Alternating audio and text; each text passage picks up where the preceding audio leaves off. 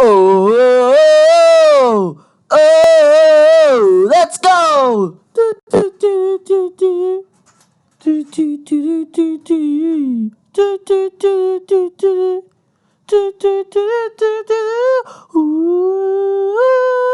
It's time for Sami Zayn, baby. Make sure to smash that like button on this video. That tells me how much you're loving this video, and it also motivates me to carry on. Yes, it's the new era of Sami Zayn and Kevin Owens. They are best friends again. SmackDown Live post-show for Hell in a Cell. And guess what? It was a good show.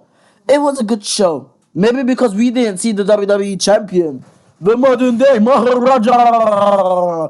Jinder Mahal. I am Jinder Mahal. No. Thank God Jinder Mahal wasn't on SmackDown Live. So now we're just going to run through SmackDown Live real quick with a beautiful little PowerPoint that I set up for you. A beautiful slideshow. And look at that Kinshasa. Jesus. Okay. We started off with the Usos, the new SmackDown Tag Team Champions, who have been absolutely brilliant since turning heel. And they had a very good match with the New Day in the Hell in a Cell. What a match it was. They come out and they call out the New Day so they could tell them something face to face. The New Day made their way to the ring. Jay says this past Sunday night, two of the best tag teams went to war. No doubt about that currently in WWE. They made history. Compared to them, the other tag teams in the back suck. Big E says he wouldn't say suck, but Xavier Woods says they are the best. Jay says Hell in the Cell is exactly what it was. Jimmy says when that cage came down and they went into the cell, it got nasty. They brought out kendo sticks, handcuffs, chairs. Yeah, it was a brutal fight. Woods even brought out a cowbell. Jay yells at Big E gonged him. Jimmy says when these two teams step into the ring, they make it hard for others to follow. Very true. Jimmy says what the WWE Universe doesn't know is that after the match, when they drove to the next town all beat up, they can't see that. Jay says no one knows how they feel except for the New Day.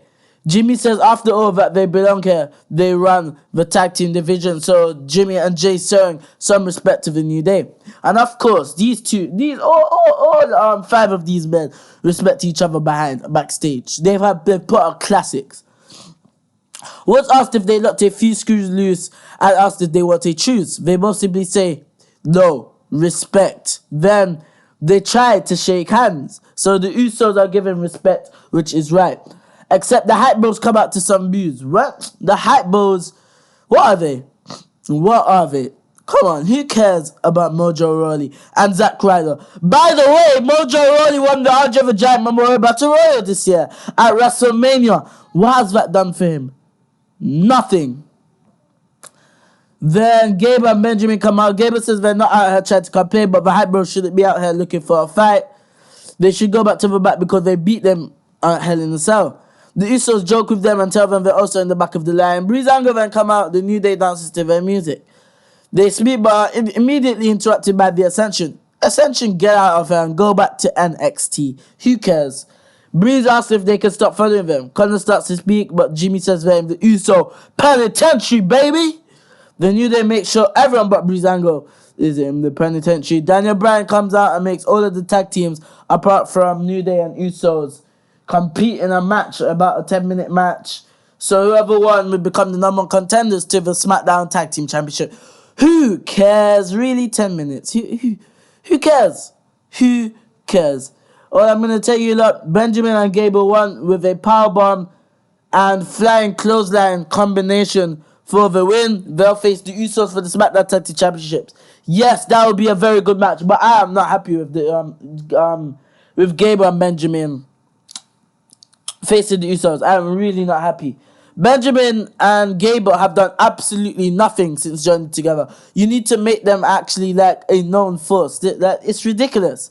It's ridiculous. They've done nothing and now they're number one contenders. We haven't really seen anything from Gable and Benjamin, if you think about it. Dasha Fuentes is outside of the locker room looking for Kevin Owens and Sami Zayn, But nah, they make her wait. We saw backstage Tamina Lana. Who cares? Natalia with the title saying, oh, her dad.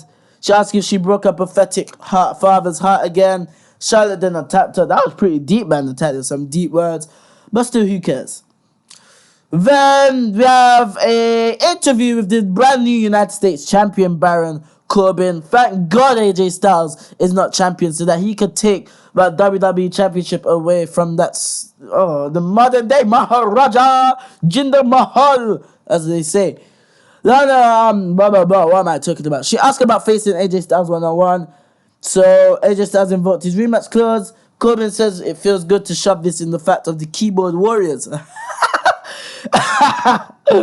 Corbin said the keyboard warriors, those people that are behind the internet chatting all the rubbish and they can't say nothing face to face, as well as Styles and Ty Dillinger. Tonight the house that AJ Styles built because the opportunity that AJ Styles squandered.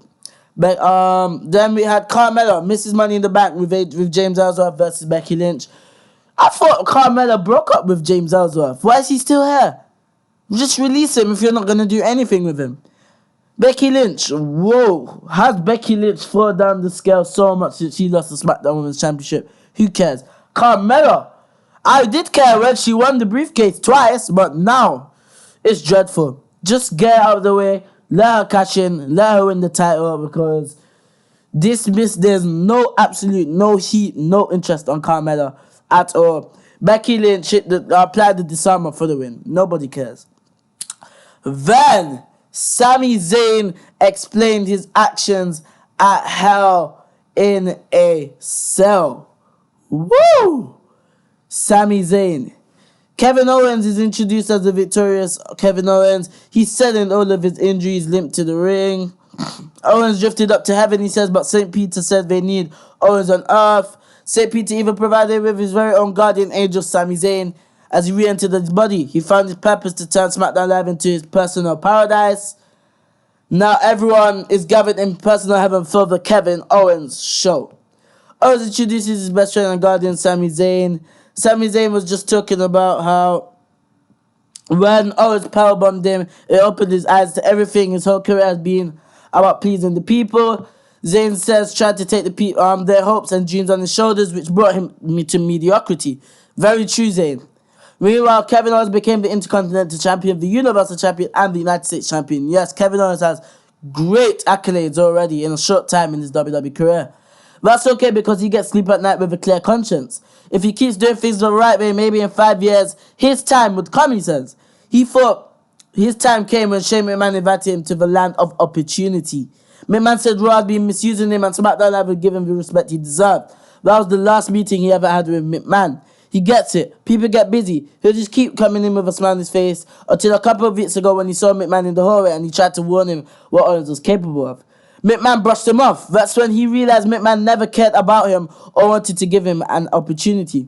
That brings us to Hell in a Cell. He watched the match with bated breath. Zayn even wanted McMahon to win the match. When McMahon knocked off the cell, Owens knocked off the cell through the table. He had the match won. When he turned around and started to climb all the way back up to the top to the cell, he even told Kevin Owens, Sami Zayn said, bro, you had the match lost at that point. You had the match lost.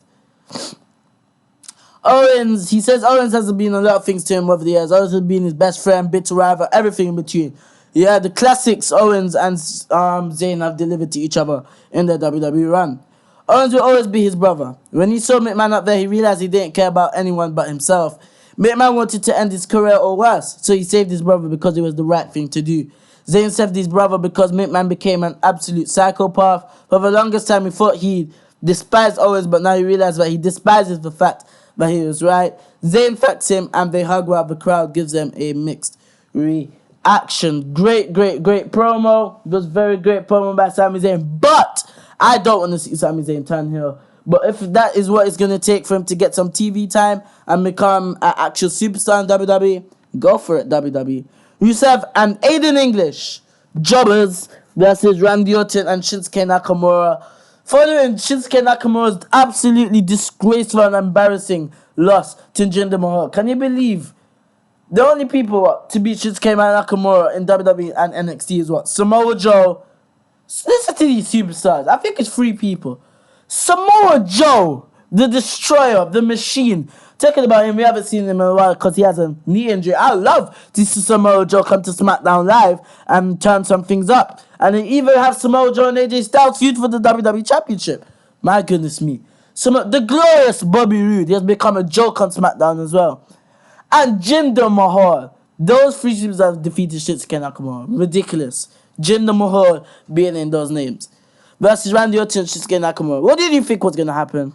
What did you really think was going to happen? Orton laid Rusev out with an RKO. Nakamura hit English with the Kinshasa for the win. What are they going to do with Shinsuke Nakamura? Just send him back down to NXT. You've ruined them already. Ridiculous. AJ Styles had an interview. He said, Baron Corbin is a good prospect, but he's prone to mistakes. Styles says this is the house that AJ Styles built, and I don't blame him at all. And he'll be damned if some lone wolf is going to steal his championship and walk out with his head held high. Styles isn't overconfident, that's just the reality of it. And tonight is the end of days for Corbin's title reign. Then we had a repackage here for Luke Harper and Eric Rowan. With breathing vessels that Darth Vader had. They had like some hammers as well. Harper says there is no conscience. Rowan says there is no moral compass. The virtuous will fall and the wicked will rise. Harper and Rowan are the Bludgeon Brothers. So they're getting repackaged.